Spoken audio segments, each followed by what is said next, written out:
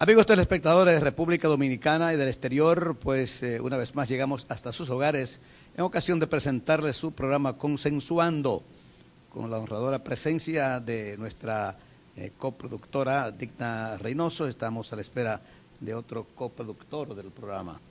Para hoy, pues, nos honra con su presencia el señor Ramfis Domínguez Trujillo. Él es nieto de Rafael Leonidas Trujillo Molina. Con él vamos a conversar sobre distintos tópicos del acontecer político, económico y social de República Dominicana y, por qué no, también del exterior. Vamos a ceder los micrófonos a doña Digna primero. Cómo no, quisiéramos primero, antes que nada, iniciar esta entrevista con el señor Ramfis. Antes que nada, lamentar los hechos que acaecieron en nuestro país a raíz de los últimos días huelgarios que sostuvieron los estudiantes de la Universidad Autónoma de Santo Domingo. Solidarizarnos con la familia del fallecido o de los fallecidos y también solidarizarnos con la familia de los que hoy se acusan, aun cuando no estén en la prueba, de haber sido los autores del crimen. Así es que nuestra solidaridad para ambos hasta probarse, ¿verdad?, lo contrario de que ellos son inocentes. Así es que nada, quisiéramos nueva vez reiterar nuestra satisfacción de encontrarnos compartiendo este segmento hoy con una persona que, sin lugar a duda, es una persona, diríamos que admirada por muchos, pero rechazada por otros. De manera pues que nos gustaría saber, señor Ramfis, cuál es su actitud o cuál es su percepción cuando en República Dominicana tradicionalmente no hemos acostumbrado, las generaciones nuestras, ya no, los que no conocemos la historia específicamente, a rechazar el apellido que hoy. Sabemos que es un momento difícil, pero nos gustaría saber cuál es su posición ante esta situación y también que nos haga un recuento de lo que hoy es la ley 5058, que prohíbe toda difusión de lo que pudiera ser los inicios, los términos y el periodo que caracterizó esos años que hoy todos lamentamos. Agradecerles por la invitación de compadecer entre las cámaras de ustedes y frente al público que nos está viendo. Sé que ustedes tienen un programa muy sonado aquí en la República Dominicana, muy político, sí, eso es interesante, eso es algo que es inherente a todo lo que tiene que ver con la humanidad, o sea que es algo de una gran trascendencia. Lo felicito, eso es el primero y de nuevo gracias por la invitación. Le quisiera hablar un poco sobre mi experiencia en República Dominicana, porque a raíz de la publicación del libro de mi señora madre, realmente he descubierto algo interesante, porque yo he tenido la oportunidad de recorrer todo el territorio nacional y me he sorprendido con la cantidad de personas que admiran los grandes logros alcanzados durante ese periodo del 1930 al 1961. Es decir, que a pesar de 53 años casi, que cumplimos ahora el próximo 30 de mayo de este año en curso, a pesar de casi 53 años de una difusión, diría yo que tergiversada, una antihistoria sobre la era, la denominada era, y me voy a limitar, debo aclarar también que producto de la resolución que vamos a hablar del procurador, yo, considerando necesario poner el ejemplo, debido a que en el periodo del 30 al 61 fue cuando se instituyó, se organizó la jurisprudencia de la República Dominicana, considero que nosotros debemos de ser respetuosos de las leyes, acatar la resolución del procurador, entendiendo obviamente que es una ley que fue abrogada, y entraremos un poco más en detalle en cuanto a eso, y que es violatoria de nuestros derechos. Sin embargo, nosotros nos comprometimos dentro de ese marco a respetar las normas como considero que debemos de hacer como ciudadanos dominicanos que somos, y por ende dije que no iba a mencionar específicamente el nombre de quien lideró los destinos de la nación durante ese periodo. Entonces, me limito un poco, pero lo hacemos el trabajo y creo que debemos de ser respetuosos. Pero sí le digo que me ha impresionado mucho la reacción de las personas al visitar, al recorrer el país, que dicen, óigame, los logros alcanzados fueron extraordinarios. Todavía hoy, a los 53 años, vivimos los vestigios positivos de la era. es decir, todo ese descomunal progreso, el desarrollo en la República Dominicana, y si nos remontamos al 1930, que vivíamos en unos tiempos difíciles, porque eran tiempos difíciles. Desde el 1864, con el gobierno de Buenaventura Báez, se inicia un proceso de endeudamiento. A la vez se inicia un proceso de inestabilidad sociopolítica que nos lega para el 1924 49 gestiones de gobierno en solo 60 años. Es decir, que los gobiernos duraban apenas un año y pocos meses.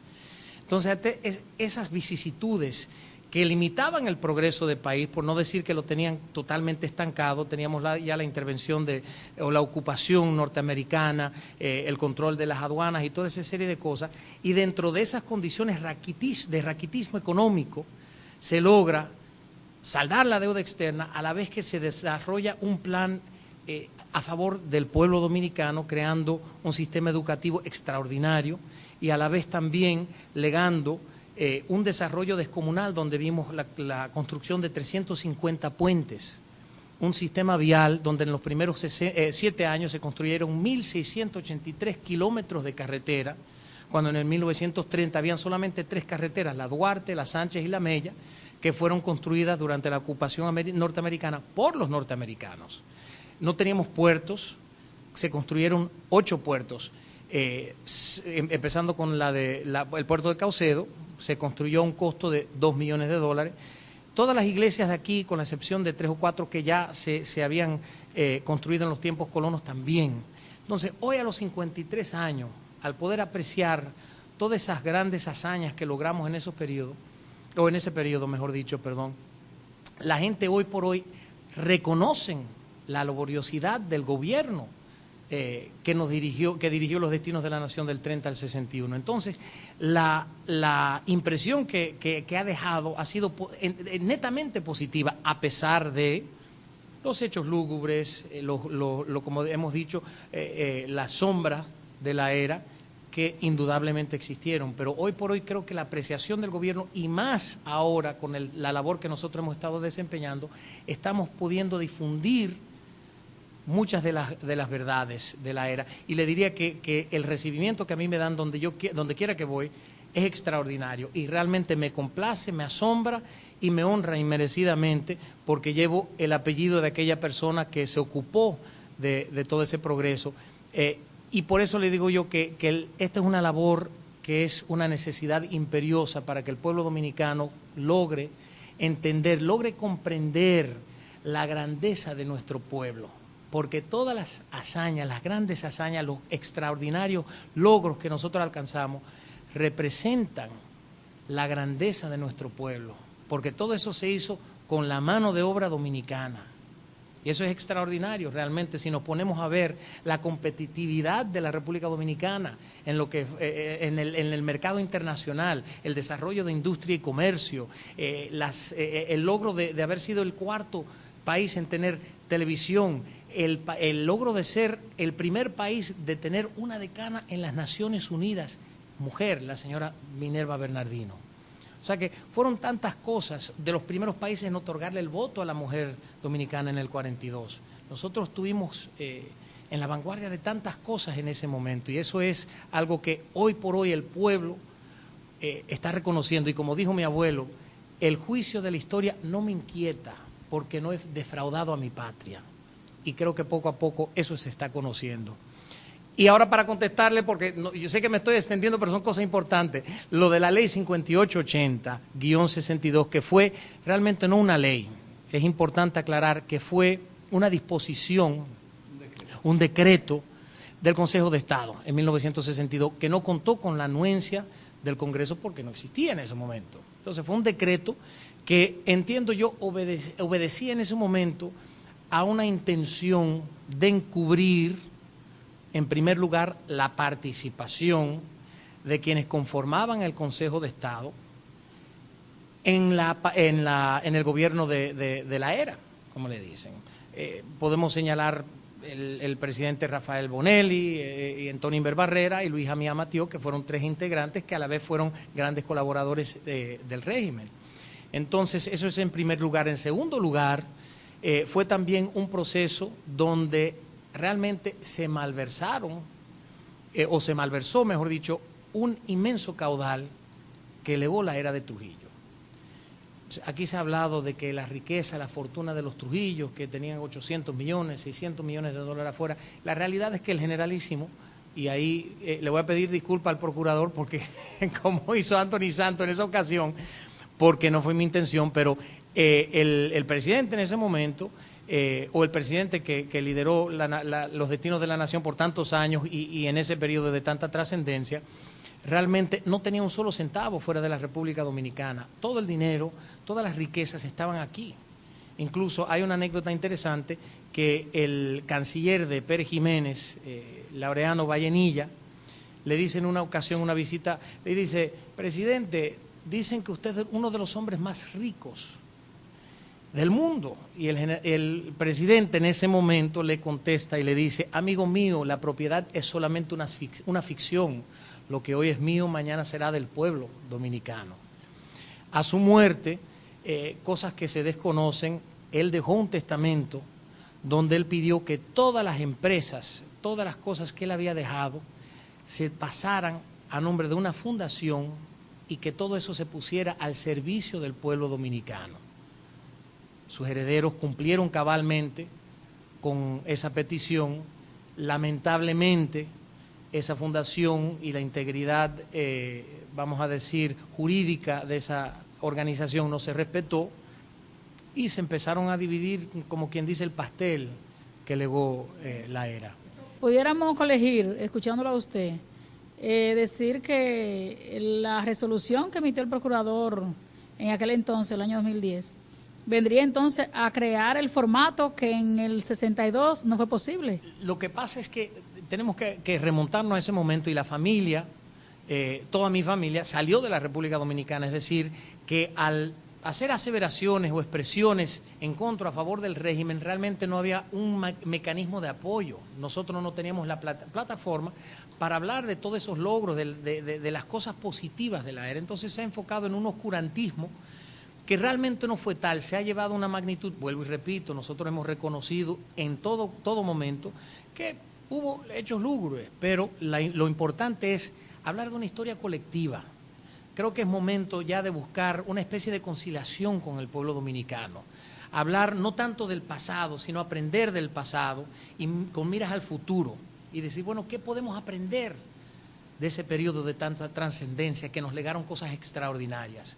Y en este momento creo que es una imposición que lamentablemente está coartando un derecho que nos asiste. Vivimos en un proceso democrático hace ya 52 años. Ahora, creo que es evidente que llegamos a un momento en que tenemos que transformar esa democracia y empezar a trabajar conjuntamente para volver a engrandecer a la nación dominicana. Y eso es lo importante. Y es lamentable realmente que en estos momentos de tantas vicisitudes y tantas complicaciones el enfoque sea en ese tipo de mecanismos que son represivos. Ramfis, usted ha hecho un recuento de muchas cosas.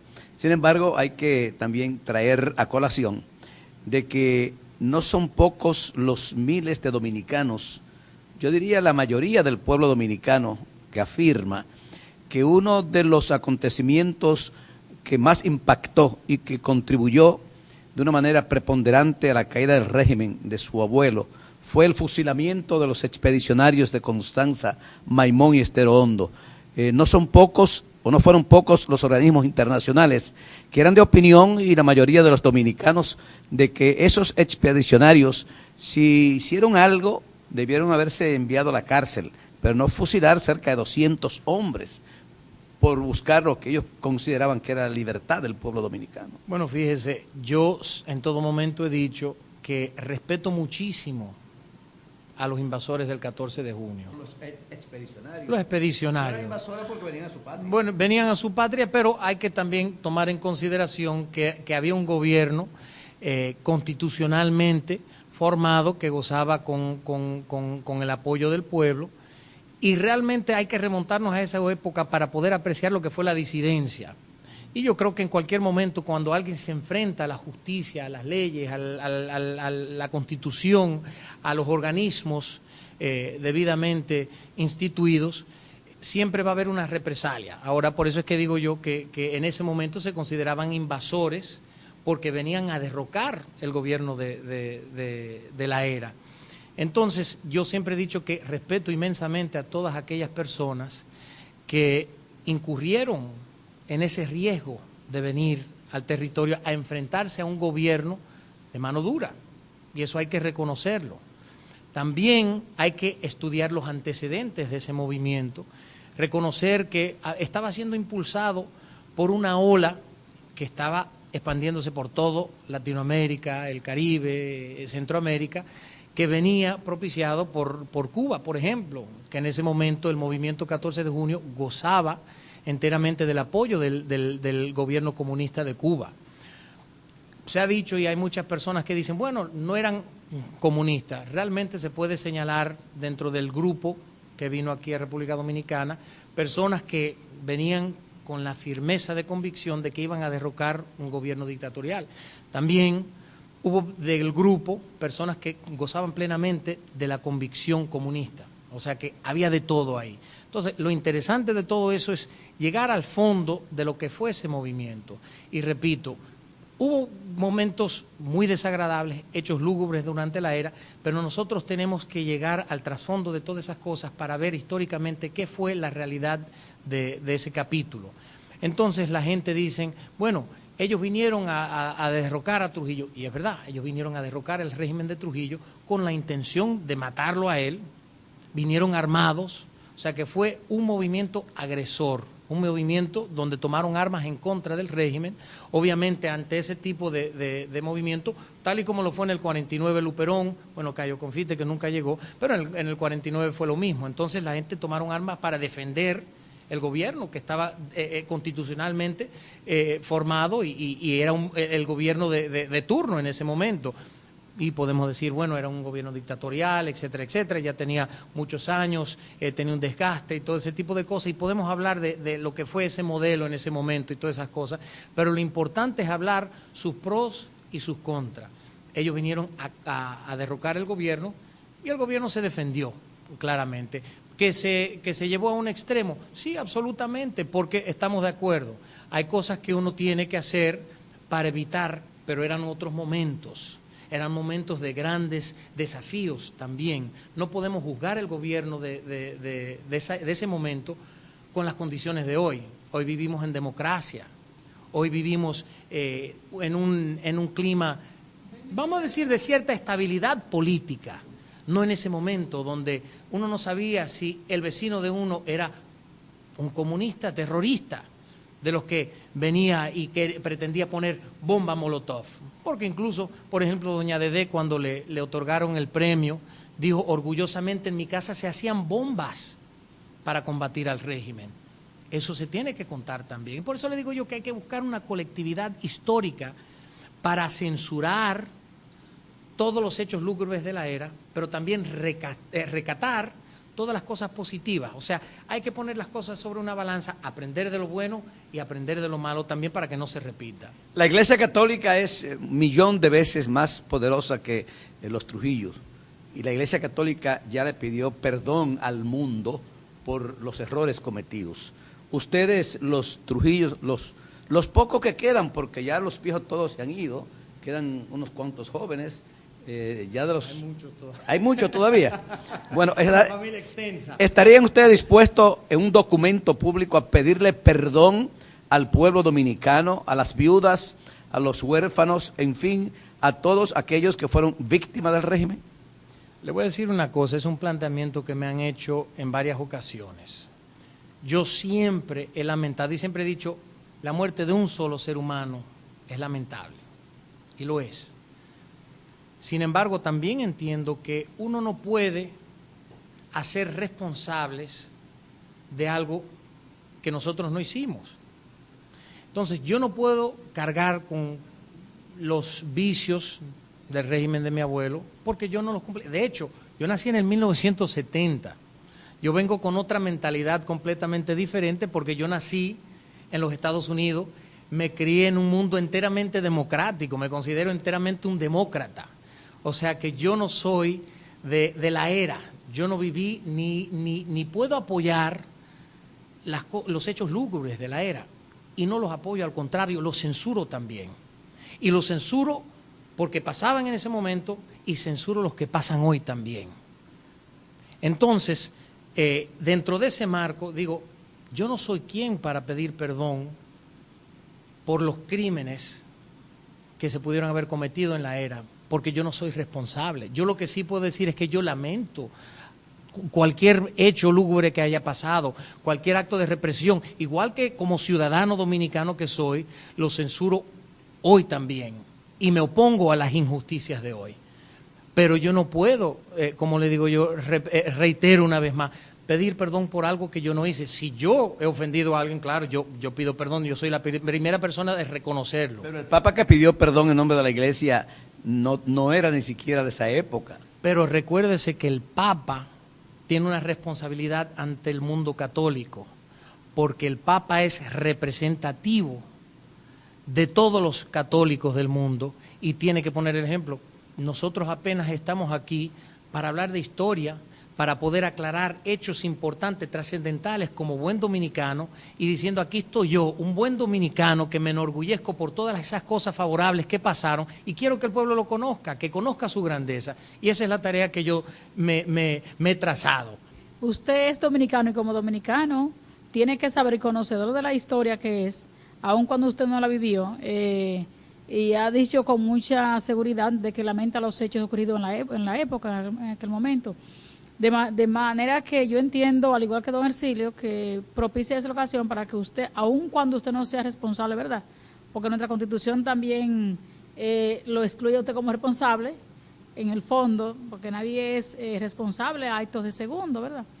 La responsabilidad es personal. Pero hoy sabemos que la colectividad, las personas que sufrieron el régimen de aquel entonces, hoy llevan un rencor, además de la época, a las familias que hoy aún viven. Y en su calidad de dominicano que es, usted, soy de la que entiende que usted debería entonces tomar el protagonismo y decirle a la población y pedirle, si no disculpa, darle una explicación, aun cuando sabemos que hay limitantes para esto, porque también la verdad es que no se le ha permitido a ustedes, por la razón que haya sido, por un manejo que se le ha dado, o se ha tergiversado muchas veces lo que pudiera ser la verdad de los hechos, la mentira, pero también es menos cierto que ahí podemos ver día a día cómo se recuerdan aquellos acontecimientos que con mucho dolor las madres dominicanas sufrieron del momento. Entonces yo creo que, le insisto, don Hercilio le preguntaba que el Papa lo hizo y el Papa no incurrió en ninguno de esos actos. Más sin embargo, él, en su calidad de Papa, como usted dice, representante de la religión católica, tomó ese protagonismo. Entonces usted, como representante dominicano que es, como dominicano que es, y de la familia, y miembro de la familia, creo que también debería de hacer ese bello gesto que hizo el Papa recientemente. Como dominicano, como interesado en la historia, como interesado en su país, entiendo que tengo el derecho de hablar de historia, de luchar para que el pueblo dominicano conozca las grandes verdades de la era, para que el pueblo dominicano conozca su verdad, porque creo que es algo que se ha tratado de tergiversar con fines de aupar, de encubrir ciertas cosas. También hay que hablar, que es algo que es interesante cuando la gente hace ese planteamiento, hay que también plantear desde el punto de vista de la familia Trujillo, porque al igual que muchas familias sufrieron, y es un dolor que no se puede negar, también la familia Trujillo ha sido víctima de la era. ¿En qué sentido? De la era. Absolutamente. Y con lo que digo con eso es, al generalísimo lo mataron. Lo mataron. La familia Trujillo, muchos que quizás estaban ligados directamente y otros que no. Familiares que del entorno íntimo y del entorno fuera de la familia, del entorno o fuera de la intimidad de la familia. Toda la familia tuvo que salir de aquí, salieron desterrados, fueron ultrajados y en el exterior también sufrieron. Mi mamá, en un gesto muy noble, en una entrevista que hizo al Listín Diario, cuando el director le preguntó qué sentía ella, una pregunta que nunca se hace, ¿qué sentía ella hacia los asesinos que le mataron a su padre?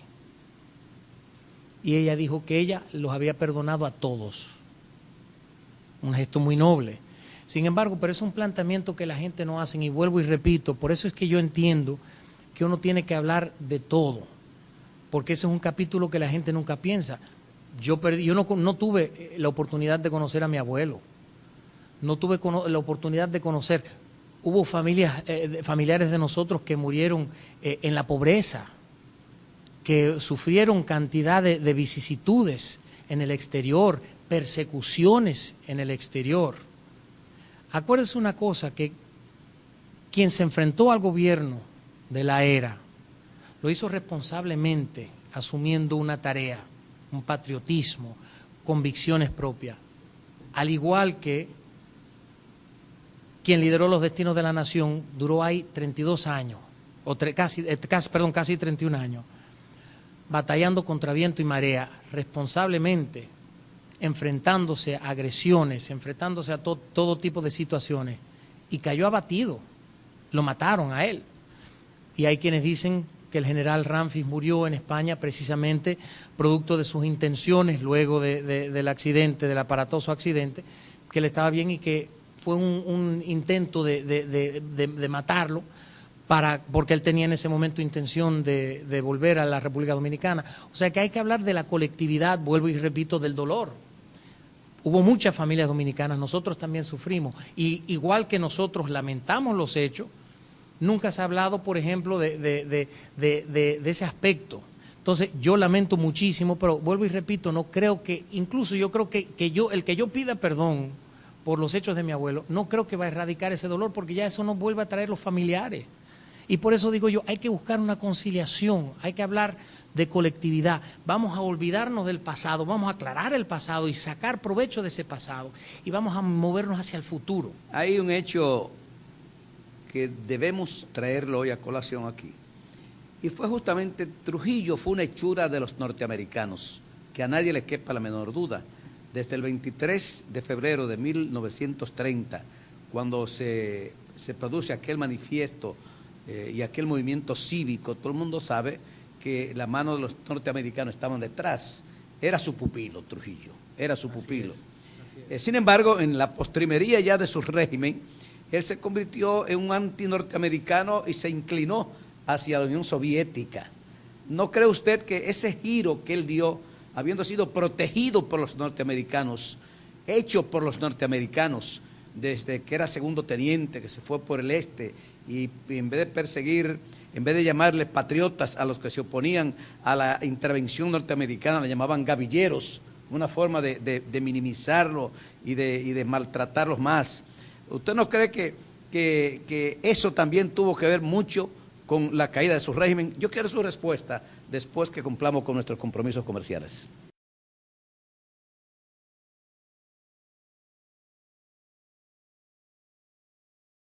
Cuando llega la ocupación norteamericana, los patriotas se oponían a esa invasión, lo que consideraban ellos una invasión. Eso sí era una invasión. Eso es una invasión. Ahora, ¿cuál fue el motivo que condujo a los americanos a llegar a territorio dominicano para tomar control del país? Ellos decían que las condiciones sociopolíticas del momento, el subdesarrollo, la falta de recursos y de mecanismos para recaudar, limitaba el poder de repago de la República Dominicana a la deuda externa, que en ese momento oscilaba, bueno, en el 16 cuando ellos llegaron oscilaba entre 24 o 25 millones de dólares en ese momento. Cuando llega el presidente en el 1930, ya esa deuda oscilaba cerca de los 30 millones de dólares. Y un dato interesante que quisiera traer a colación, porque es interesante como después del 61 hemos caído en una involución que hoy por hoy nos ha llevado a las mismas condiciones económicas del 1930. ¿Por qué? Porque en 1930 la deuda oscilaba entre 29 y 30 millones de dólares con un presupuesto de gobierno de 10 millones de dólares. Hoy la deuda externa o la deuda de gobierno está cerca de los 30.000 millones de dólares con un presupuesto anual de 11.000 millones de dólares, o sea que casi igual la proporción. Hemos caído de nuevo en 1930, pero para retomar el caso, llegan los norteamericanos que estaban en todo su derecho porque ellos querían que le pagaran. Entonces, toma las aduanas para cobrarse, y no solo eso, es importante señalar también que el presupuesto del gobierno en ese momento lo tenía que aprobar el director de los americanos de las aduanas que estaba a cargo. O sea que nosotros no teníamos ningún tipo de soberanía, ningún tipo de autonomía. Eran unas condiciones absolutamente vergonzosas para la República Dominicana, donde la bandera americana estaba en todas las oficinas de recaudación, en los puertos, por todos lados. Realmente unas condiciones muy difíciles, y por eso hay que reconocer el trabajo de esos patriotas que se opusieron. Pero ¿qué pasa? Hay, como en todo, un desgaste. Cuando ellos no logran sacar a los americanos, obviamente un gobierno poderoso, enteramente poderoso, con unas marinas que llegan aquí a ocupar el territorio nacional, hay un desgaste que los lleva a ellos a incurrir lamentablemente en actos delictivos y ese tipo de cosas. Y entonces obviamente en ese momento se estaba fortaleciendo ya una policía nacional para crear básicamente una seguridad ciudadana aquí en la República Dominicana. Ahí es que ingresa el presidente en ese momento, el presidente del 1930, mi abuelo, y lo cogen y de una vez lo empiezan a poner rayita, y él sigue subiendo, y los ascensos, porque realmente fue un militar extraordinario, y eso lo dicen los mismos americanos. En el 1930 pasa la resistencia que hubo, y la gente dice no, que traicionó a Horacio Vázquez y un sinnúmero de cosas. Yo entiendo que realmente fueron las circunstancias del momento, porque había una figura que se llamaba José María Dolores Alfonseca, que estaba incluso enfrentándose al presidente del 1930, mi abuelo, porque intentaba derrocarlo. Él quería quedarse él con el poder. O sea que había una serie de circunstancias en ese momento que requerían una mano dura, requerían una convicción fuerte para asumir el mandato de la nación dominicana, y eso fue lo que hizo en ese momento. Lo interesante es que después de un proceso de reorganización, un proceso de reinversión en el campo, de una creación de un programa de educación y un proceso de darle a la República Dominicana los recursos para empezar a saldar la deuda externa, lo cual se negocia con los americanos en 1930, cuando el presidente va donde los norteamericanos y le dice: nosotros vamos a erradicar la corrupción, pero a cambio nosotros no podemos pagar la deuda externa, necesitamos invertir ese capital en el país para producir entonces los mecanismos para pagar la deuda externa. Hasta el 47, en el 40, producto de que él empezó a cumplir, se firmó el Tratado Trujillo-Hall, que le devuelve entonces a la República Dominicana su soberanía, dándole a ellos ya plena potestad para manejar sus aduanas y sus recursos debidamente. En el 47 se paga la deuda externa. Y entiendo, y surge la moneda, se crea el Banco Central, surge la moneda que llega a valer $1.10, es decir, tenía que darse $1.10 para que le dieran un peso. Un logro realmente extraordinario, pero entiendo yo también que ahí firma el presidente su acta de defunción, porque hay que recordar que los americanos, también los norteamericanos, les gusta mantener el control de sus intereses en diferentes puntos. Al entregársele el último cheque al tenedor de bonos de los Estados Unidos, la República Dominicana adquiere total y absoluta soberanía. Primera vez en nuestra historia donde estábamos absolutamente, enteramente soberanos. Ahí empieza un proceso, obviamente, de dificultades, de vicisitudes, tanto aquí en la República Dominicana como fuera en el exterior, agresiones extranjeras, diferentes movimientos, olas de comunismo por aquí y por allá, y se empieza a fraguar un movimiento para sacar al generalísimo del poder. Comete una serie de indelicadeces, diría yo, vuelvo y repito, por el desgaste del gobierno, cuando le manda un atentado a Rómulo Betancourt en Venezuela como una represalia, por obviamente desde el 47 Rómulo Betancourt venía armando, participando en movimientos adversos al régimen, preparando una invasión y apoyando todo tipo de movimientos que se enfrentaran al gobierno del generalísimo Trujillo, y ahí lo mencioné de nuevo, pero bueno. Rómulo era un demócrata. Rómulo se convirtió en el demócrata y llegó a ser el padre de la democracia en Venezuela. Sin embargo, desde el 47 había participado en diferentes movimientos comunistas y era una persona entregada al comunismo, y él mismo lo decía, y la doctrina de ese momento, sus lecturas de ese momento demuestran esa ideología que él mantenía firmemente, y se apoyaba de presidentes, por ejemplo, Juan José Arévalo y personas así, que buscaban también impulsar esa ideología por toda la región. Luego él se da cuenta, llega a Venezuela y se convierte, vuelvo y repito, como el padre de la democracia venezolana. O sea, fue un cambio radical que dio, pero en ese momento dio carpeta, dio su carpeta. Usted me dejó trunca la pregunta sobre los soviéticos. ¿A qué atribuyen ustedes, los Trujillo, el hecho de que diera ese cambio tan radical?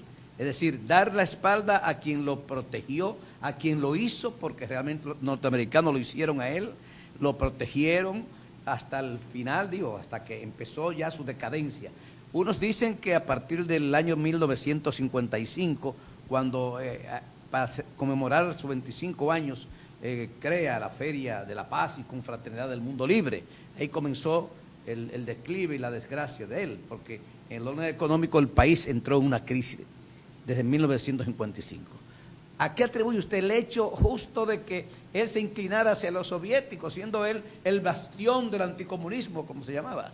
Bueno, hay que recordar que cuando uno necesita de comer, uno sale a la calle a buscar cuarto, como dicen aquí, de cualquier manera. Y hay que recordar que, producto del atentado a Rómulo Betancourt en junio del 1960, las sanciones de la OEA en agosto de ese mismo año. Y necesitábamos subsistir, necesitábamos buscar dinero. Nos habían limitado la venta, la exportación azucarera, y él tenía que buscar, porque de eso es que el país vivía. Entonces, en ese momento también se estaban fraguando, yo repito, varios movimientos para derrocar a su régimen, producto de los americanos. Estaban aquí, ya habían retirado el embajador norteamericano, estaban lo que le llaman el jefe de estación, que era Henry Dearborn en ese momento, y hay 5 agentes de la CIA trabajando en ese momento en fortalecer disidencia. Incluso ahí es que surge la comunicación entre, que nosotros lo señalamos, entre Plato Cox y los que nosotros estimamos, producto de las informaciones que nosotros tenemos, el comunicado que le dice a Antonio Inver Barrero y Luis Amía Matió, el agente, que el gobierno americano no se podrá involucrar en ningún en ningún movimiento adverso al régimen hasta bien no producirse un acontecimiento desestabilizador. Eso fue el 2 de noviembre de 1960. Eso es un documento de la CIA. Es decir, que había ya unos grandes movimientos de disidencia apoyados por los norteamericanos. Y en vista de eso, obviamente, la lealtad que le pudiese haber tenido el presidente en ese momento hacia los norteamericanos, creo que tenía que caer a segunda categoría ante la necesidad del país de mantener su economía y de darle de comer a su pueblo. ¿Y la represalia contra la iglesia, contra Panar y contra Reilly? Bueno, acuérdese el famoso, la carta que, la pastoral que mandaron, porque es de enero del 60, porque lamentablemente la Iglesia Católica también le dio la espalda al régimen en base a intereses. Porque cuando llegó el gobierno de la era en 1930, habían escasamente 3 o 4 iglesias. Incluso en el discurso del 1955 de la Feria de la Paz y Confraternidad del Mundo Libre, el presidente dice: recibí un país sin fe, porque realmente el país estaba abatido, carecía de una esperanza, debido a toda la involución que nos había arrastrado desde los inicios de nuestra vida republicana. Y él empezó a impulsar la fe católica aquí en la República Dominicana, creando iglesias, y luego, por medio del concordato en 1954, se le entregan a la Iglesia Católica. Entonces, realmente, la Iglesia Católica se convierte en un adversario al régimen, producto obviamente de los grandes intereses de los norteamericanos de derrocar el régimen y también los intereses de la Iglesia de enfrentar producto del desgaste del gobierno y las cosas que ellos estaban viendo que estaban aconteciendo en los últimos años. La Iglesia Católica no se debió a que él quería que se le llamara padre de la Iglesia Católica o benefactor de la Iglesia Católica. Óigame, aquí le digo una cosa, los títulos que le han puesto al generalísimo, existe una cosa que se llama el lambonismo, el servilismo. Y es una cosa que, uno de los vicios que estamos viendo hoy todavía, y es una de las cosas que nosotros debemos corregir, porque la gente, con tal de conseguir lo que quieren, acuden a ese tipo de mecanismo, el tumbapolvismo, como le dicen aquí.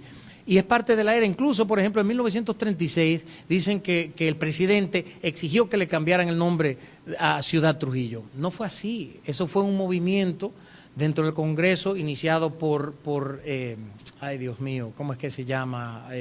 O se llamaba Mario Fermín Cabral. Y apoyado, senador por Santiago, y también apoyado por el mismo Jacinto Peinado, Don Mon Peinado. Que dijeron no, hay que cambiarle el nombre de la ciudad y el Senado lo hizo y él se opuso también en su momento. ¿Eso fue moto propio o fue una insinuación del propio Trujillo? ¿Perdón?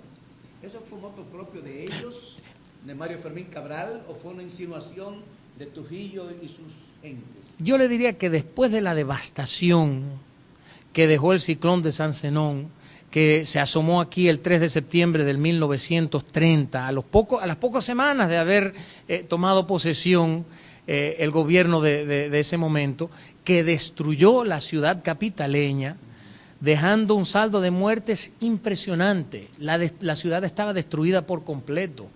Se retomó el proceso de construcción y se creó una ciudad realmente maravillosa. Y yo entiendo que obviamente ante esa hazaña extraordinaria, conmovió a esas personas a decir, señores, aquí hay que hacerle un reconocimiento a quien reconstruyó la ciudad capitaleña. Porque incluso el presidente en ese momento se opuso a eso y dijo, no, en una carta le dijo, yo no puedo aceptar eso porque eso va en contra de mis principios, que es de engrandecer a la patria. Sin embargo, la gente cuando le dicen a uno, óigame, usted es bueno, usted es fantástico, usted es maravilloso, usted es lindo, eso cae bien de vez en cuando. Y uno se lleva de eso a veces y el ego de uno como que lo traiciona a veces, y eso pasa, pero son cosas que vuelvo y repito, uno tiene que tratar de erradicar, porque hoy mismo estamos viendo ese tipo de... ¿La intelectualidad de la época se plegó al régimen o el régimen lo compró? Yo creo que cuando uno ve un proyecto de gobierno noble para engrandecer a la patria, donde se está no solo hablando, sino se está cumpliendo, cuando uno está diciendo, bueno, yo voy a pagar la deuda externa y realmente se empieza a pagar la deuda externa, cuando uno dice, vamos a crear un sistema educativo y se empiezan a construir escuelas, y no solo es construir escuelas, sino palacios de escuelas, y con el tren de agilidad con que se estaba construyendo, cuando uno dice, bueno, nosotros vamos a erradicar el analfabetismo y se crean los mecanismos para hacerlo, cuando uno dice, nosotros vamos a servir al pueblo y se empiezan a crear los mecanismos para hacerlo, como fue las atenciones médicas que se le daban gratuitamente a todo el pueblo, cuando se ve que los abogados se tienen que servirle al pueblo ofreciendo 3 casos pro bono al año, y cuando uno empieza a cumplir en el tren de gobierno, yo creo que eso ala como un imán, y la gente quiere ser parte de la gloria, quieren ser parte de un proyecto noble de engrandecer a la patria, y yo entiendo que eso fue parte de lo que atrajo a tantas glorias, tantas personas destacadas en su campo al régimen de la era. Partiendo de lo que usted acaba de decir, o sea, la iglesia nunca estuvo acorde con lo que fueron los hechos de la dictadura como tal. Más sin embargo, cuando tú te pones a leer la historia, te das cuenta con que el entonces presidente de la época era un asiduo, entre comillas, creyente en la Iglesia Católica. Más sin embargo, la Iglesia Católica no le tenía esa reciprocidad hacia la persona de él, por las actuaciones de él precisamente. Que la Iglesia Católica gozó siempre del respeto del gobierno hasta llegar obviamente a un momento difícil, muy difícil, y a la vez la Iglesia Católica apoyó enteramente al gobierno de la era. Incluso, vuelvo y repito, hasta el 1954, cuando se firma el concordato, había una armonía entre ambas instituciones, entre el gobierno y la Iglesia, absolutamente. Y le digo otra cosa, el desarrollo aquí en términos de socioeconómico fue realmente inverosímil. Y la Iglesia Católica lo pudo reconocer, no solo eso, pero acuérdese que durante ese periodo de tanta trascendencia se rescató al pobre dominicano, se le dio de comer, y no solo que se le dio de comer, sino se le dieron los mecanismos para que ellos mismos pudieran cosechar, para que pudieran comer. O sea, fue un gobierno que se interesó plenamente en el pueblo, se interesó plenamente en la gente pobre, en que el dominicano desarrollara los mecanismos para superarse ellos mismos. El programa escolar, incluso dentro de eso hay un programa que nosotros todavía tenemos hoy, que es el programa del desayuno escolar. Eso se creó en ese momento para ayudar a que todo niño pudiese ir a la escuela. Se tenía el programa El Ropero, que le daba ropa a todos los niños, con su cachucha, su corbata, todo, para darle formación. Encima de eso, a cada uno de esos estudiantes se le inculcaba el nacionalismo, el patriotismo. Realmente le voy a decir una cosa, yo creo que es por defecto que caía él, porque él era el que estaba liderando, como ahora vemos en todas las instituciones del gobierno, que es un mecanismo que quitaron un cuadro del líder, del presidente. Eso es algo que, vuelvo y repito, las personas del entorno, porque un presidente tiene que ocuparse de sus cosas, no puede estar en todas las cosas, y uno tiene que enfocarse en las 2 o 3 cosas que uno puede manejar, porque el gobierno es una maquinaria amplia, con muchas cosas, y uno no puede tener pleno control de todo, es absolutamente imposible. Pero yo le digo que lo más importante es que su figura en algún momento iba a desaparecer. Como lo hizo de manera agresiva, hoy va a morir porque era un mortal, tal y como nosotros lo somos también. Pero él entendía eso. Pero lo más importante para él era fortalecer el nacionalismo, era fortalecer el patriotismo, que cada uno le rindiera el honor que se merecía esa bandera. ¿El asesinato de los haitianos estuvo correcto de su parte? Le voy a decir una cosa, uno es ser humano y es muy difícil hacer ese tipo de juicio, porque, vuelvo y repito, tan solo una muerte es lamentable, tan solo una muerte es lamentable. Ahora bien, hay que entender también, o remontarse a la historia de la era y entender que el tema de la problemática haitiana no surge en 1930 ni en 1937, cuando la famosa matanza que le dicen a los haitianos. Nos tenemos que remontar al Tratado de Aranjuez, al Tratado de Basilea en 1793. Óigame, las guerras, las agresiones que nosotros recibimos del país vecino fueron muchas.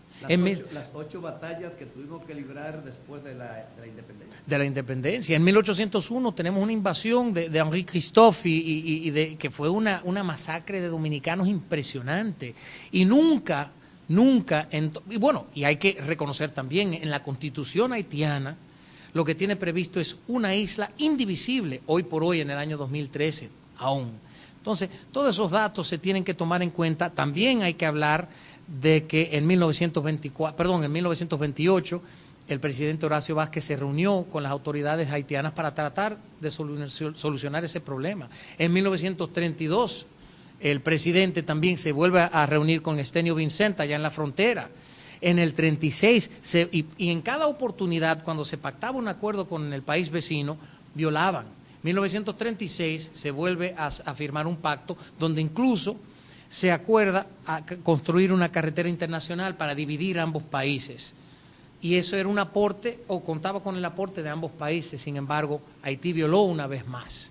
Incluso en ese momento, el presidente le cedió a Haití un territorio que no le pertenecía, y que eso fue en contra de su convicción nacionalista, de su convicción patriota. pero lo hizo única y exclusivamente para tratar de solucionar ese problema. Pero ante las continuas invasiones, las continuas agresiones de los haitianos, se tuvo que tomar cartas en el asunto, lamentablemente, y fue un hecho lúgubre, pero algo que se tuvo que hacer para fortalecer la soberanía de la República Dominicana. Acontecimientos históricos, yo puedo hablar de esto porque los viví. Por ejemplo, el 25 de septiembre del año 1963 se derroca Juan Bosch. Los Trujillo nos dicen, esta boca es mía. A raíz de ese golpe de Estado criminal, alevoso, que borra de un plumazo la democracia dominicana. Ese golpe de Estado trae como consecuencia aquel 24 de abril de 1965 y la intervención norteamericana. Los Trujillo nos dicen, esta boca es mía. Antes de eso, pues, fueron asesinados en las Manaclas Manolo y sus compañeros, y los Trujillo nos dicen, esta boca es mía. ¿A qué se debió eso? Imagínense, yo creo que ya la familia había desaparecido del escenario político. Pero podían opinar desde el exterior. Bueno, Balaguer pero lo hizo cuando derrocaron a Bosch. Pero recuérdese que ya había un desinterés, vamos a decir, de la familia, porque nunca, después de la salida de la familia, tuvo un interés en retomar la política. Todo lo que hacía el doctor Balaguer obviamente era con una segunda intención, que era volver al país, asumir el control del país. ¿Lo que usted está haciendo ahora? Realmente eso es una cosa que, obviamente, cualquier proyecto que habla del gobierno de la era, habla de esa grandísima figura de la era, siempre va a tener una connotación política, pero es difícil eliminar eso. Ahora. Bueno, es que eso es una pregunta capciosa, como diría el doctor.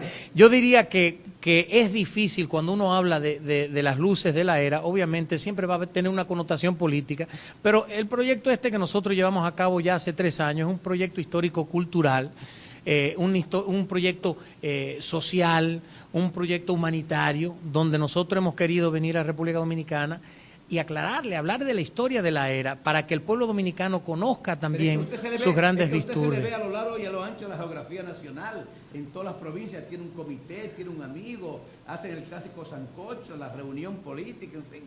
Pero ¿usted sabe de eso? ¿Usted sabe cuántos amigos tenemos nosotros aquí? Es una cosa que me complace sobremanera y le digo que me honran inmerecidamente, porque yo llego a los pueblos y me dan un recibimiento extremadamente caluroso, y eso es algo, esa amistad yo agradezco con toda la sinceridad del mundo. Le digo que de una manera... ¿O porque ellos son trujillistas esas personas? Yo le diría que un poco de ambas cosas, Creo que el trujillismo, no se puede hablar de trujillismo en una época donde no hay Trujillo, porque realmente la figura del generalísimo ya desapareció. Tenemos que hablar... Hay muchas personas que tienen mentalidad trujillista. Bueno, yo creo que lo que la gente, cuando se habla del trujillismo, lo que la gente hoy por hoy añoran es el orden que vivió la época, es la organización que vivió la época, es la formación que se le daban en la escuela en la época.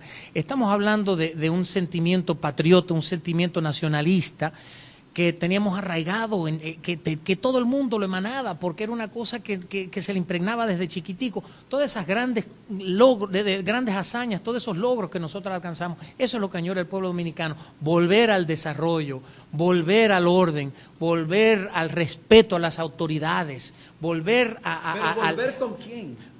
¿Con usted? No, le diría yo que volver retomando las iniciativas que nos ofrece la historia de la era, todas esas cosas positivas, y por qué no aplicarla al funcionamiento, indoctrinar a las nuevas generaciones, que son los que les corresponde ahora el futuro, porque tenemos que hablar de un futuro.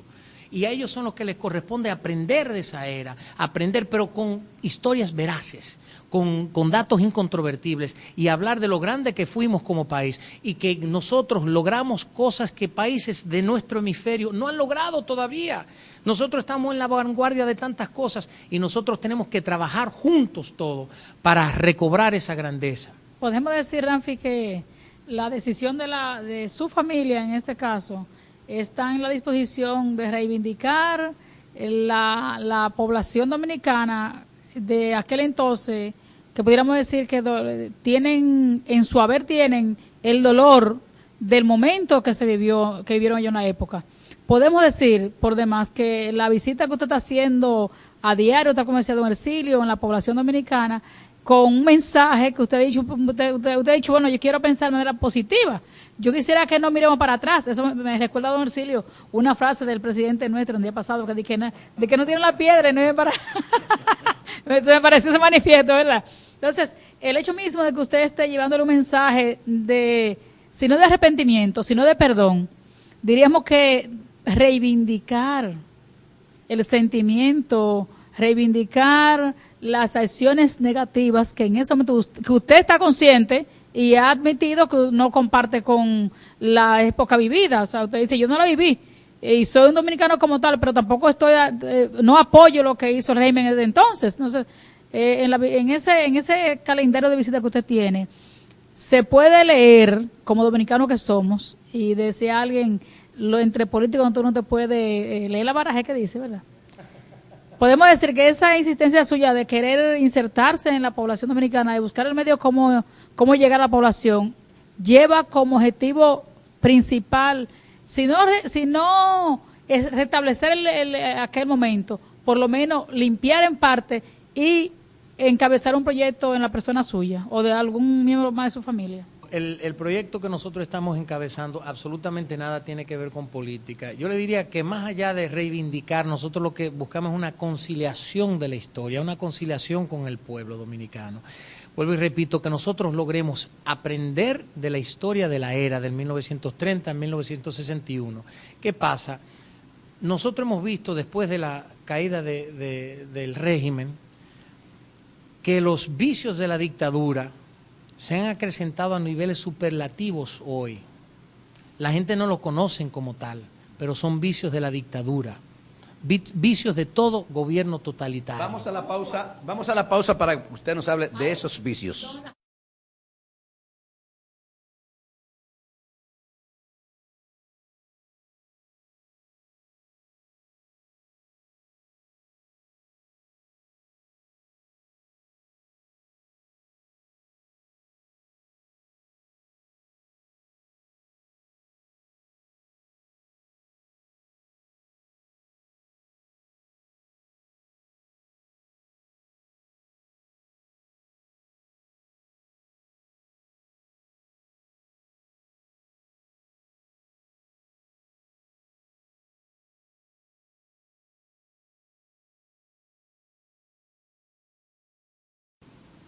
Nací, como había dicho anteriormente, en los Estados Unidos. Me crié en los Estados Unidos, viendo, gozando, disfrutando de un sistema democrático, que aún sin ser perfecto, es un sistema democrático bastante bien desarrollado. Y al venir aquí y poder apreciar los mecanismos de gobierno, uno dice, increíble, métodos totalitarios que se siguen aplicando hoy por hoy. En el gobierno que se ejerció del 1930 a 1961, el poder radicaba en una sola persona, que lideró los destinos de la nación en ese momento. En ese momento se tuvo que crear un gobierno centralizado, porque el problema en ese momento es que habían los caciques por aquí, por un lado, y diferentes intereses, sistemas feudales por todo el territorio nacional, y se tuvo que crear un sistema centralizado de gobierno. Sin embargo, ahora lo que vemos es un manejo del Estado que está rodeado o se maneja únicamente desde el centro, donde los recursos se manejan por un mismo grupo. Entonces, por ejemplo, ¿qué es lo que se utiliza el mecanismo en los Estados Unidos? Que a los estados, los recursos que le da el Estado, se concentran a los gobiernos locales. Entonces, ¿qué es lo que crea eso? Es un sistema donde se limita el nivel de corrupción. Porque hoy por hoy, antes como me decía el otro día alguien, señor, en ese momento había un Trujillo, ahora son cientos de Trujillos que quieren manejar su ministerio, que quieren manejar su secretaría como un caudal propio.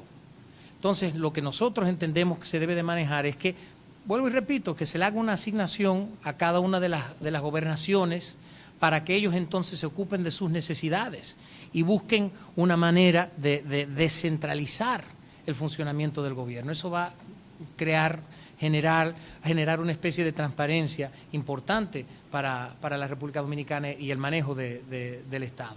Eso es algo que nosotros tenemos que obviar, porque eso sí es un vicio de la dictadura, donde una persona manejaba en ese momento los recursos del Estado y decidía lo que iba a pasar, a pesar de que se crearon las instituciones en ese momento, las dependencias de gobierno, o sea que se creó el funcionamiento del Estado, pero siempre se mantenía, como en todo gobierno totalitario, la fuerza basada en una sola persona, y estamos viendo lo mismo aquí, donde nosotros queremos también entregarle el poder a una figura política, en vez de ser a un partido o en vez de ser a un gobierno bien distribuido. Se basa en crear una imagen de una persona. Nosotros tenemos que buscar una democracia que sea participativa, no representativa. O sea, esas son cosas que nosotros tenemos que elaborar para fortalecer ahora en este momento. ¿Así será su gobierno? Usted insiste que nosotros vamos a incursionar en la política. Usted me avisa y yo lo apoyo. Usted forma y yo voy. No, lo que pasa es que en estos 50 años que tenemos en la radio y 43 en la televisión, hemos tenido que entrevistar a miles de personas y muchos se pasan años diciendo que no quieren una cosa y al final caen. Están trabajando en eso. No, yo no voy a la reelección, maldita reelección, y al final buscan la reelección. Es decir, estamos en presencia o tenemos muy fresco muchas cosas en nuestro país. Y él es dominicano. Y usted es dominicano, es decir que si usted fuera ruso otra vez, no sacáramos a reducir esto. Yo le voy a decir muy claramente que nosotros llegamos aquí con el firme propósito de esclarecer todos estos capítulos de nuestra historia para lograr que el pueblo dominicano conozca su grandeza. A la vez nosotros siempre hemos estado prestos para servir en una capacidad de social, humanista. Nosotros entendemos que el proyecto del presidente que lideró los destinos de la nación durante tanto tiempo, durante ese periodo de tanta trascendencia, era un enfoque en la gente pobre, y nosotros absolutamente, incluso cuando se prohibió el funcionamiento de la fundación, nosotros teníamos la intención, y volvamos a retomar esa intención, de ayudar a la gente pobre, porque nosotros tenemos mecanismos en los Estados Unidos, fundaciones que están dispuestas a colaborar con nosotros en eso. Células en los municipios, en el país, en el interior del país, células semejantes a lo que pudieran ser la cantidad de fundaciones que hoy propician el antitrujillismo, por demás.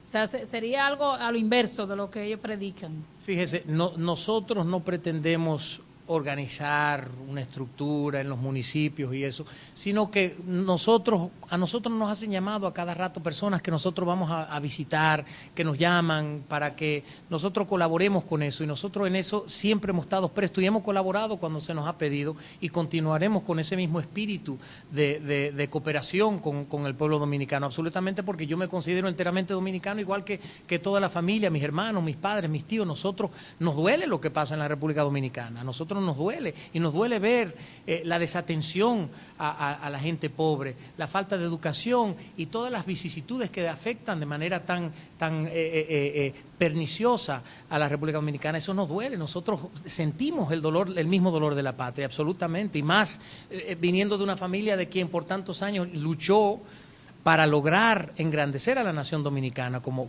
logramos hacer del 1930 al 1961, absolutamente. Los muertos y la represión que hubo. Es que yo creo que en todos los gobiernos, incluso un dato interesante, es que después de la era de Trujillo, inclusive tomando en cuenta la diferencia de la población y eso, los muertes después de la era han sido mucho más cuantitativamente que durante periodo. Pero es que una muerte es una muerte, una muerte es una muerte. Y le voy a decir una cosa, en ese momento también había delincuencia, pero es que ese es un punto importante de tratar de aclarar las muertes, porque le voy a decir una cosa, había delincuencia en ese momento también, y se tuvo que tomar una postura firme en contra de la delincuencia para erradicar la delincuencia y fortalecer entonces la seguridad ciudadana, que eso se logró en ese momento también. Muertos Ramfis, muertos Radamés, bueno, todo el mundo pensó que ya ahí había terminado lo que era los familiares de Trujillo con posibilidades de ocupar una posición pública, la presidencia de la República o cualquier otro cargo de República Dominicana. Pero al surgir usted hace un tiempo, 2 o 3 años a la palestra pública, pues no son pocos los dominicanos que lo ven a usted como una figura que está detrás, aunque en estos momentos no le sea político decir que sí, que está detrás de más temprano que tarde llegar a ocupar la primera magistratura del Estado. Eso no llega de la noche a la mañana y eso mediante un trabajo arduo. Solamente hay que remontarse a Joaquín Balaguer, que salió huyendo del país en 1962, después que tiene que exiliarse en la nunciatura, y al cabo de 4 años ya era presidente de la República, producto de la intervención norteamericana. Es decir, usted puede ser hijo de una de esas consecuencias que se presentan en los pueblos, o circunstancias que se presentan en los pueblos. Sí o no, con un sí o con un no, nos gustaría escuchar de usted. ¿Le gustaría ser sí o no presidente de la República? Esa es una pregunta muy capciosa y difícil, porque le voy a decir una cosa, se puede contestar con un sí o un no. A mí me honran inmerecidamente con ese tipo de expresiones y realmente me conmueve que me den ese tipo de clasificación. Vuelvo y repito, yo siempre estaré dispuesto para servir en la capacidad, en la medida que yo pueda al pueblo dominicano. Ahora, nunca he tenido el interés político, nunca ha sido una pasión mía incursionar en ningún tipo de movimiento ni nada aquí, sino simplemente ser un dominicano más ejerciendo sus derechos aquí y apoyando a la ciudadanía como pueda. El día de mañana uno nunca sabe porque los destinos de uno los desconoce y uno tiene que entregarse plenamente al día de hoy. Y hoy por hoy yo tengo una intención, y la intención mía, yo he sido transparente en todo momento, es esclarecer la historia de la era y es ayudar al pueblo, como en la medida que nosotros podamos como familia y utilizando la influencia que nosotros tenemos aquí y fuera del país también. Me dejó, verdad, como que nos sacó de contexto. Mire, Ramfi, yo sé que la insistencia de si usted pudiera aspirar o no, usted ha dejado bastante claro que las coyunturas, usted no está esperando una coyuntura, mucho menos está trabajando para tales fines. Pero la verdad es que yo pensaba, mientras usted hacía uso de la palabra, a veces uno oye en la radio, cuando aquí tenemos un anti, en la que me inscribo, particularmente nosotros nos inscribimos en esa parte, el anti. No queremos recordar esa era, aun cuando yo no la viví en carne propia. Pero la verdad es que tú te pones a escuchar la radio, tú te entras a la página de Facebook y te vas a encontrar con que aquí, don Hercilio, hay unas raíces tan profundas que uno dice, pero caramba, pudiera ser que Ramfi esté hoy aquí tratando de crear un movimiento gestor en pos de no de la reivindicación, no, en pos de crear o con la intención de crear un movimiento que vaya a solidarizarse con los intereses que en un momento dado usted pudiera plantear. Y yo le insisto, tú oyes la radio hoy aquí y eso son muchas las atenuantes que pudiéramos decir que caracterizan la decisión de uno decir, yo estoy a favor del momento aquel. Son el momento mismo, la situación económica, las irresponsabilidades de las autoridades que hoy nos dirigen, las irresponsabilidades de los políticos y las políticas que hemos tenido en la oportunidad en algún momento dado de, con una intervención nuestra, evitar que pasen muchas cosas. Podemos ver cómo hoy estamos discutiendo el tema de la barrigol. Yo leía la historia el día pasado y podía observar cómo en aquel momento no se podía hacer alusión de ese tipo de cosas, de que vinieran a hacer uso de los recursos naturales. Más sin embargo, todas esas abundancias, todas esas voluntades, esas acciones positivas que usted le atribuye a ese régimen, también es menos cierto que las cosas negativas que él pudo hacer en la época opacan en un 100% todas las acciones a las que hoy ustedes hacen alarde. Entonces yo quisiera que en ese contexto usted no nos repitiera, y no queremos escuchar a usted que usted aspira, porque ya lo dejó bastante claro. O sea, yo soy dominicano y además usted está bastante joven por demás. Y yo le digo, aquí hay un Trujillito, lo que aquí un haitianito detrás de la oreja y un Trujillito lo tienen muchos dominicanos. Creo que es prematuro, incluso, hacer ese tipo de determinación, porque entiendo que la historia de la era se desconoce. porque usted dice no, porque las cosas negativas pesan más que las positivas. Creo que las positivas no se conocen enteramente y creo que las negativas hay muchas que la han querido adjudicar a la figura, la han tergiversado y se la han querido adjudicar a la figura de quien lideró los destinos de la nación en ese periodo de tanta trascendencia, vuelvo y repito, pero inmerecidamente porque él no contrajo muchas cosas. Aquí hay muchas y muchos colaboradores, volvemos al tema también de la ley 5880 que prohíbe que se hablan esas se expongan esas cosas. ¿Por qué? Porque muchos de los hechos lúgubres que acontecieron en la era pertenecen incluso a los héroes, los denominados héroes que asesinaron al presidente en 1960.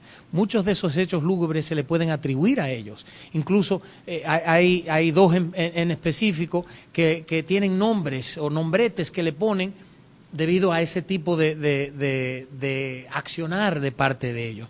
Entonces, nosotros tenemos hace 3 años buscando, pidiéndole al pueblo, pidiéndole a las fundaciones patrióticas que se lleve a cabo un debate nacional, donde ellos pueden sentarse en una mesa con nosotros, con las personas que ellos escojan, con las personas que nosotros escojamos, y hablar de todos estos temas, porque son temas de mucha trascendencia y que cada cual exponga su verdad apoyados en documentación incontrovertible.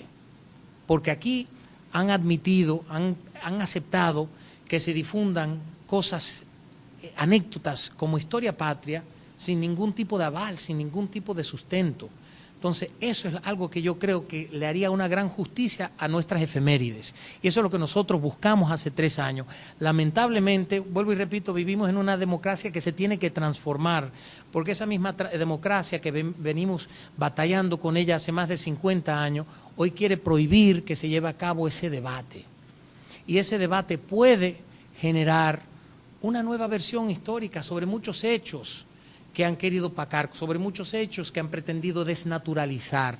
Y por eso nosotros entendemos que el debate ese también podría traer una conciliación con el pueblo dominicano, que de repente, en vez de trabajar como antitrujillistas y trujillistas, decir, vamos a trabajar como dominicanos, vamos a buscar el bien común como dominicanos.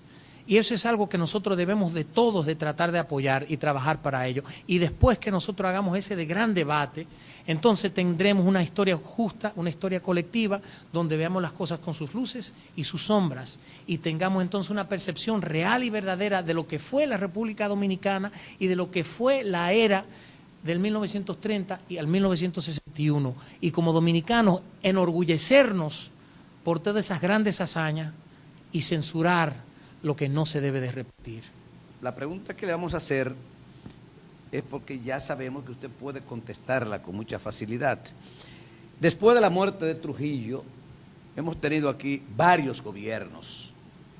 Consejo de Estado, Juan Bosch, quien fue derrocado a los 7 meses por antidominicanos, antipatriotas, lo que sea. Personas que no concebían que un hombre que quisiera la democracia para el país la implementara. Después de Juan Bosch vino aquí realmente un triunvirato. Después del triunvirato vino una revolución. Vino García Godoy, vino Joaquín Balaguer, vino don Antonio Guzmán Fernández, vino Salvador Jorge Blanco. Le estoy mencionando figuras que usted tiene que haberla leído. Luego de Jorge Blanco vuelve el doctor Joaquín Balaguer. Entonces viene el doctor Leonel Fernández Reina. Por 12 años gobierna el país. Y está en el gobierno, naturalmente dirigiendo la cosa pública, el presidente Danilo Medina. Nos gustaría de usted, como estudioso de la historia, un juicio de cada uno de esos presidentes que hemos tenido. Si fuera factible de su parte, los pros y los contras de cada uno. Bueno, ahora vamos a empezar. Le voy a contestar la pregunta sobre el recuento, la revisión histórica de todas las gestiones de gobierno que sucedieron la caída del régimen. Empezamos obviamente con el Consejo de Estado, con el presidente Rafael Bonelli, que ocupó varios cargos en la era de Trujillo. y luego se convirtió en un fiel opositor al régimen. Y ahora le voy a hacer yo a usted una pregunta, don Hercilio, que usted quizás no se la esperaba, pero... Estoy aquí para preguntar, no para contestar. Pero hágala. Pero yo sé que durante la era, obviamente, quedaron muchas empresas, quedaron grandes fortunas aquí en República Dominicana, pero yo sé que usted tuvo una participación muy especial en lo que fueron las empresas que legó el régimen de la era, y quisiera que usted elaborara un poco sobre eso para retomar ese tema y entonces poner usted bajo la presión de la pregunta que usted ha hecho conmigo para devolverle un poco el favor. ¿Cómo no? Yo no tengo problema en decir que el doctor Joaquín Balaguer pues me honró nombrándome director de Relaciones Públicas el 4 de julio de 1966, o sea, 4 días después de él haber asumido el poder. Como director de Relaciones Públicas de CORDE, yo puedo decir que eran cerca de 40 empresas que manejaba el Estado, que había heredado de Trujillo, y que justamente esas 40 empresas aproximadamente generaban miles y miles de empleos, independientemente de lo que en el orden económico le generaba al Estado. Una de mis grandes preocupaciones, de mis grandes interrogantes, ¿qué ha pasado con esas empresas del Estado? ¿Qué pasó con Molinos Dominicanos? ¿Qué pasó con la tabacalera? ¿Qué pasó con Pidoca? ¿Qué pasó con CDA? ¿Qué pasó con la fábrica de ron San Cristóbal, la fábrica de armas? ¿Qué pasó con Textil Los Minas? ¿Qué pasó con Aceite Ámbar? ¿Qué pasó con Induspapel en Villa Altagracia? En fin, todas esas empresas. Yo creo que el momento, y estamos hablando cosas positivas, como muy bien lo acaba de señalar Ramfis, yo creo que el momento es oportuno para que el gobierno de turno que preside su excelencia Danilo Medina, pues busque a manos de quién fueron a parar esas empresas que eran de Trujillo, que cayeron en manos del Consejo de Estado y que luego que fueron manejadas con la mayor honradez por Juan Bosch, y luego siguieron pasando de gobierno a gobierno, y hoy hasta los nombres se han desaparecido, porque hasta los nombres se lo han robado de las empresas del Estado que dejó Trujillo. Es lo que yo puedo contestarle a usted con respecto a ese patrimonio del pueblo dominicano que a la muerte de Trujillo pasó a mano del pueblo. Yo sí se lo agradezco, don Hercilio, gracias, porque así podemos hacer un recuento y esos son datos históricos que son parte de este proceso, como digo yo, de conciliación. Sin temor a nada, ni temor a que me desmientan, porque fui relacionador público de CORDE. Eso es parte del gran debate que nosotros tenemos que tener en la República Dominicana, y para continuar con la respuesta suya, yo entiendo que luego del paso de lo que fue el Consejo de Estado, llega el profesor Juan Bosch, que empieza a conciliar lo que es el sentimiento nacional de recuperar el país, de recuperar ese sentimiento patrio, de unificar a la República Dominicana, y fue un proceso muy necesario.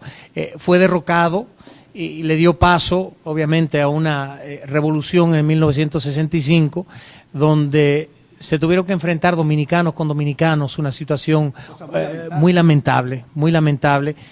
Llega el doctor Joaquín Balaguer, retoma la reconstrucción de la República Dominicana luego de unos años muy difíciles, fortalece la democracia, le da apertura a la democracia en la República Dominicana, que vuelvo y repito, las bases fueron sentadas en el gobierno de la era, producto de su programa de educación, la institucionalización del gobierno y una serie de pasos que dieron cabida a que luego se fomentara esa democracia, y por eso es que el doctor Joaquín Balaguer se conoce como el padre de la democracia aquí en República Dominicana.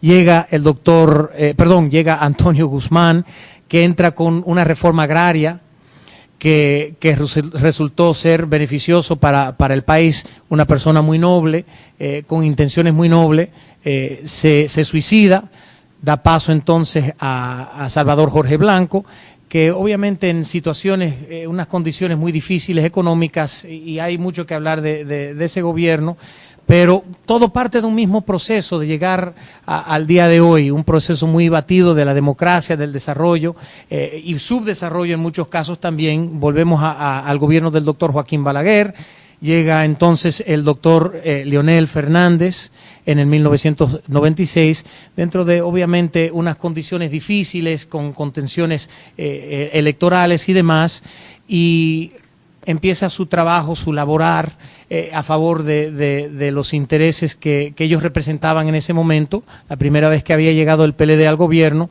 y empieza un proceso también importante que fue el avance tecnológico que él trajo al gobierno de la República Dominicana, y eso hay que reconocérselo también, donde cada una de las dependencias empezó un proceso de automatizarse, y eso es algo que hay que reconocerle al gobierno, buscando obviamente siempre el lado positivo en todos los gobiernos, hasta llegar al día de hoy. Vuelvo y repito, nosotros tenemos que tratar de buscar el bien colectivo ahora y aprovechar todas esas cosas positivas, favorables. Llega el gobierno de Hipólito Mejía, donde él se encarga de salvar el sistema bancario, luego de una precariedad importante con la caída del Baninter y eso, y él rescata y actúa responsablemente a un costo, como bien usted lo había señalado, un costo muy alto, pero según todos los organismos internacionales salva el sistema bancario de aquí, y eso es un mérito que nadie se lo va a poder quitar. Luego de eso vuelve a entrar el doctor Leonel Fernández, continúa su proceso de avance tecnológico, y entiendo yo que en unos años, todavía es temprano para emitir juicios sobre alguno de estos gobiernos, todo parte de un proceso que nosotros tenemos que aprender de las cosas buenas y de las cosas malas. Y ahora estamos con nueva esperanza con el presidente Danilo Medina, que nosotros le exhortamos a que cumpla con lo que él le prometió al pueblo dominicano, y vivimos con la esperanza de que esas cosas se van a llevar a cabo para el bien de la República Dominicana. Mire, yo siempre hablo para la juventud, porque creo que en manos de la juventud está el futuro en República Dominicana. Esa es mi opinión, por eso siempre hago mis pinceladas a la juventud. Yo creo que en lo que respecta a reforma agraria, en República Dominicana, nadie, absolutamente nadie, ni Trujillo, nadie hizo lo que hizo Joaquín Balaguer con las leyes agrarias en 1972, que hasta el Partido Comunista Dominicano tuvo que reconocer esas leyes agrarias del doctor Joaquín Balaguer, que por primera vez en la historia, desde 1844, surge un gobierno capaz de enfrentar la rancia oligarquía de terratenientes de nuestro país. Eso realmente se fue diluyendo hasta que en el 78 sale el doctor Balaguer del poder, y ningún gobierno jamás se ocupó de eso.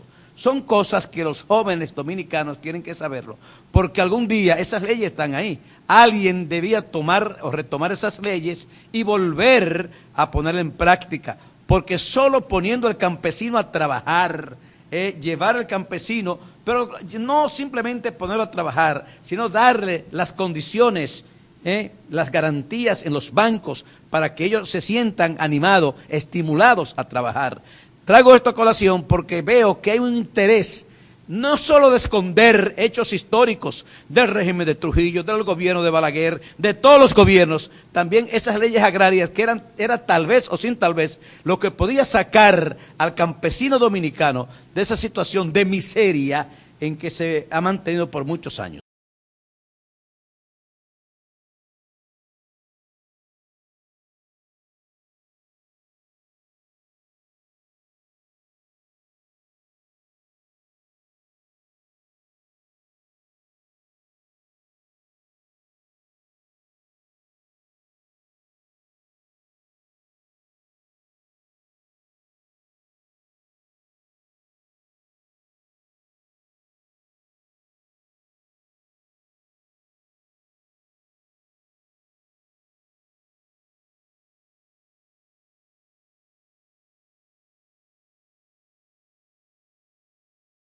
Continuamos, amigos, con Consensuando.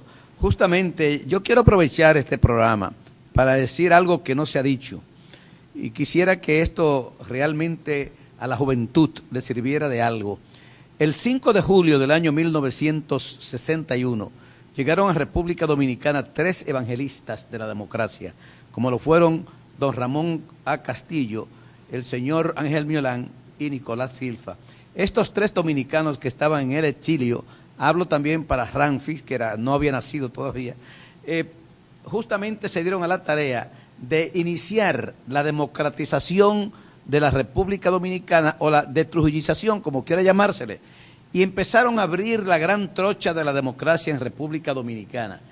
Claro, siempre expuesto a agresiones por parte de los grupos que defendían aún todavía los remanentes del régimen de Trujillo, los paleros de Bará, que se le conoció aquí, que tuvimos que enfrentarlo en varias oportunidades.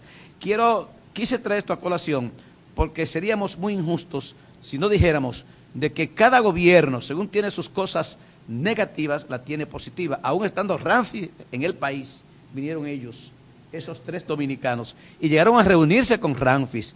Yo recuerdo aquella famosa reunión de Ramón A. Castillo, de Nicolás Silva y del señor Ángel Miolán, donde estaba Emilio Rodríguez de Morici, que fue creo que en la base aérea de San Isidro, donde Ramfis dijo que él iba a hacer su aporte a la democracia dominicana. Primera vez que yo lo oía hablando de aporte a la democracia dominicana. No, y lo recibió en franca camaradería allí, donde él se presentó como un hombre que realmente creía en la democracia. Yo creo que Ramfis nunca fue político ni aspiraba a hacer nada, sino a seguir una vida más de bohemio que otra cosa.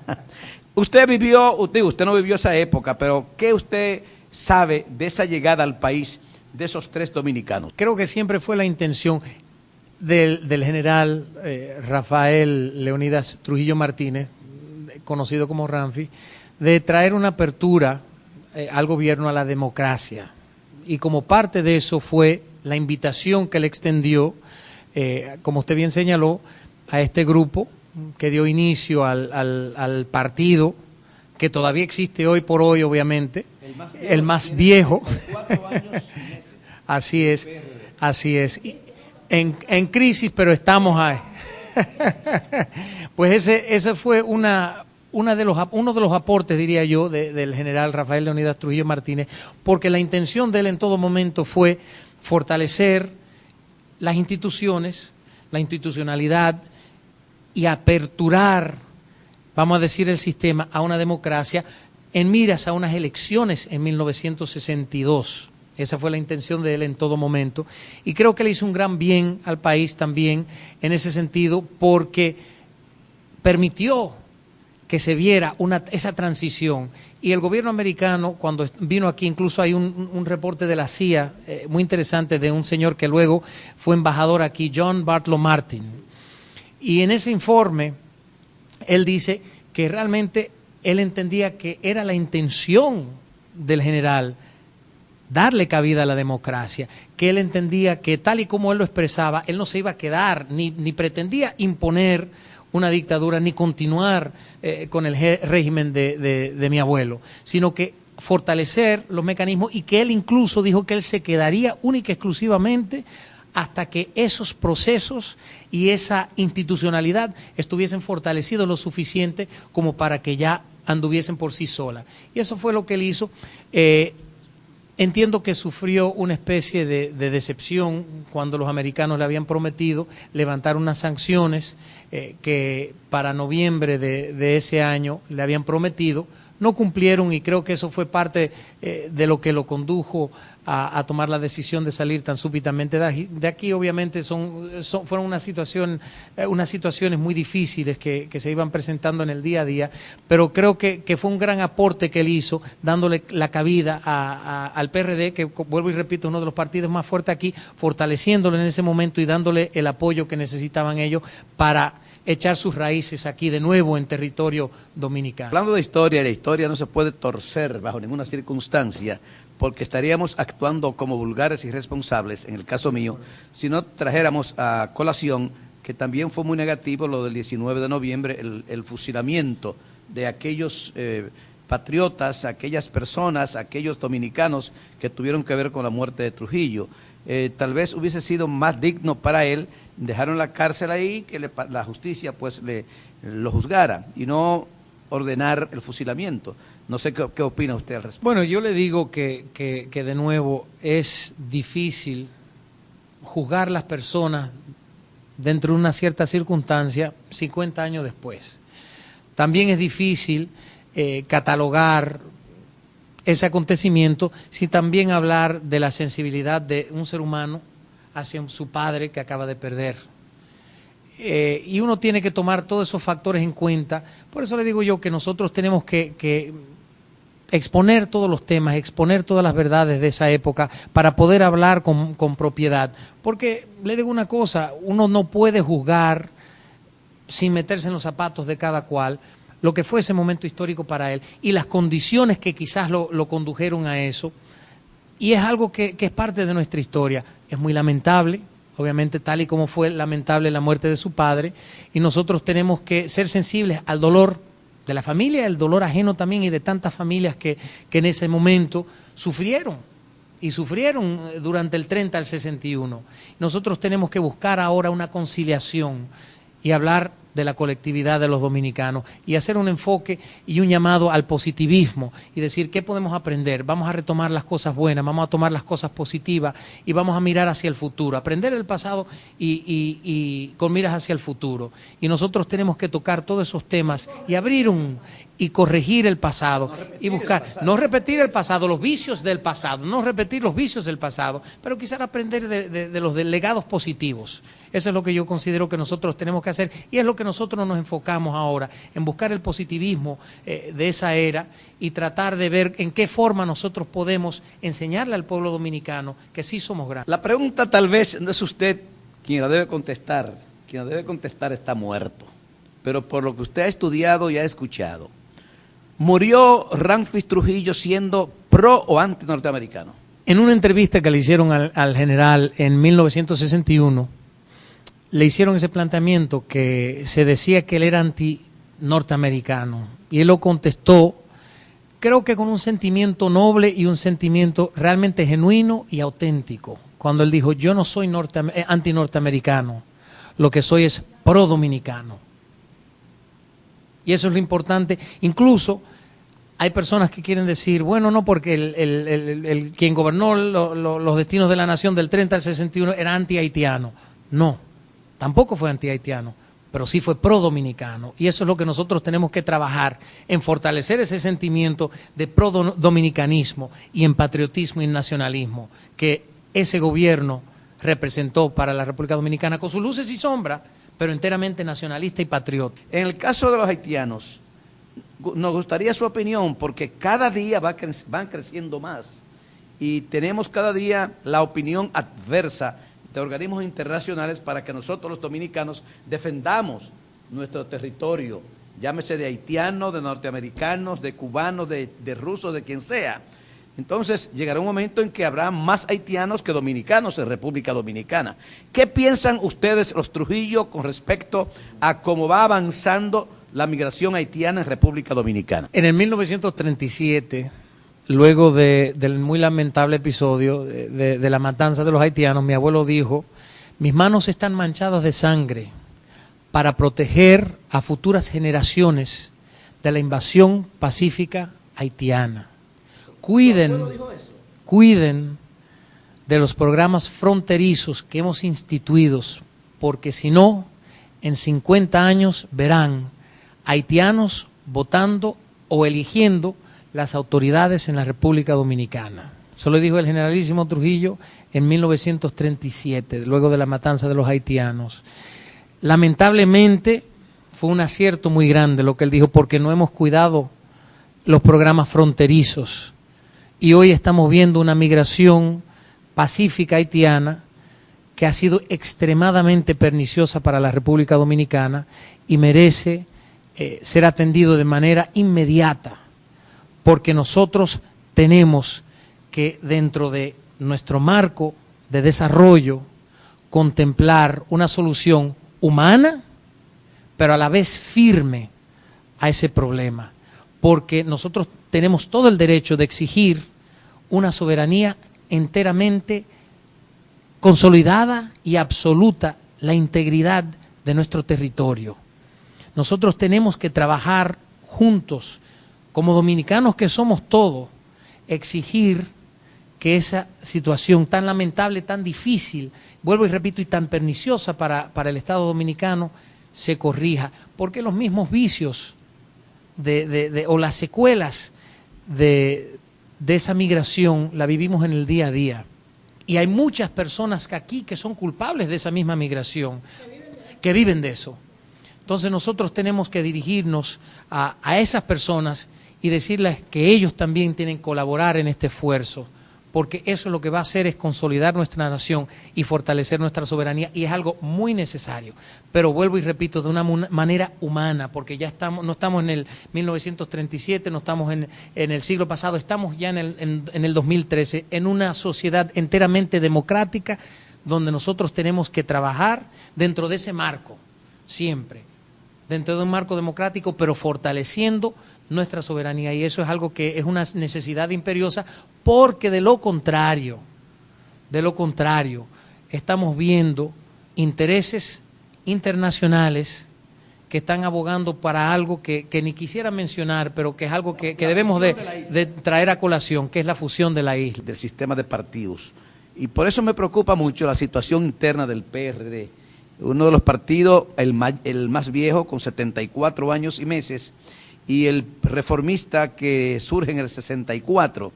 Y también parece ser que han empezado algunas cositas de división a lo interno del Partido de Liberación Dominicana.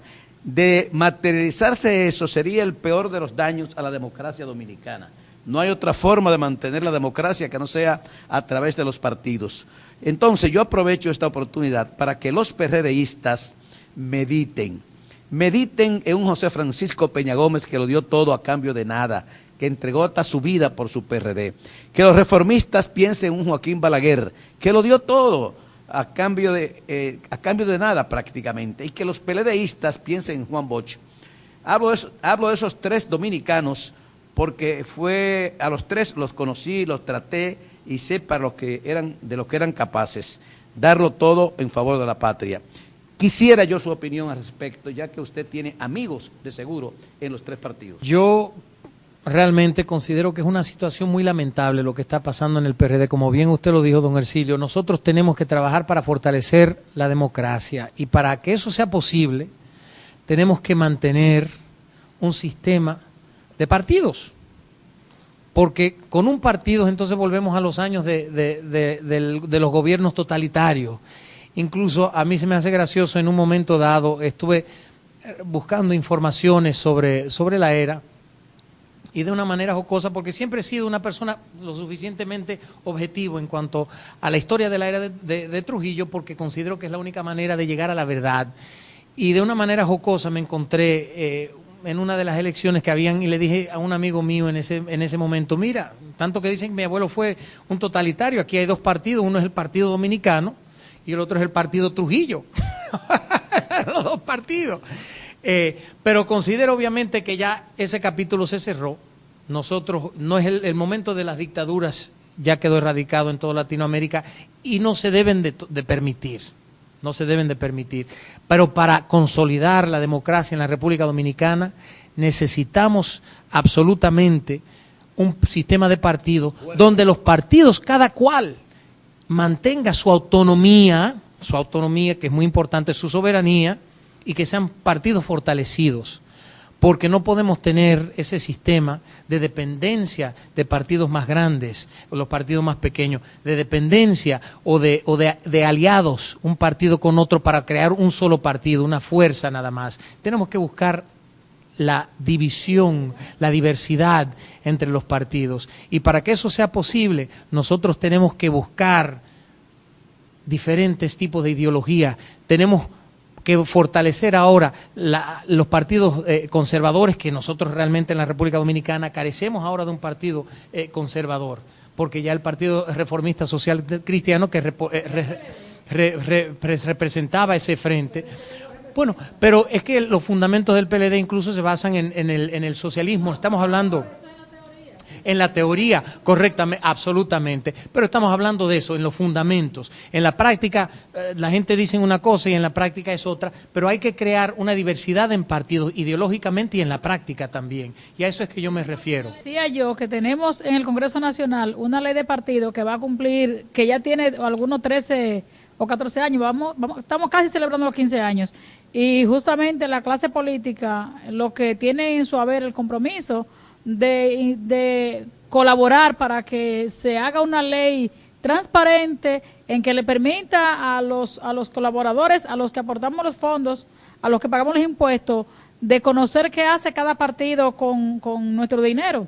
Y creo que así ellos se han puesto todos de acuerdo para que eso no pase. En cada momento, en cada oportunidad que han tenido la oportunidad de la redundancia de poder enmendar y que se conozca dicha ley, las cabezas son los que se niegan, ¿eh? Entonces, como que los dominicanos estamos algo extraño. Cuando de transparencia se trata, podemos ver ahí cómo recientemente la Cámara de Cuentas hizo una auditoría a los partidos políticos, la que creo que pocos conocen de la misma. Y eso es terrible. Se atrevió una comunicadora social a hacer algunas observaciones o a dar a conocer algunas que otras informaciones de la auditoría que se le hizo a la Cámara de Cuentas. Y la verdad es que da pena y vergüenza cómo los partidos políticos hoy, cómo el liderazgo político hoy se niega a que se conozca una ley en la que podamos decir que el partido X o Y está aplicando los fondos tal cual como está previsto en la ley. Mientras carezcamos de una ley de partido político, estarán desapareciendo los partidos. Podemos ver cómo el Partido Reformista Cristiano ha desaparecido prácticamente. Y en vía están tratando también 2 o 3 personas de que pase lo mismo con el PRD.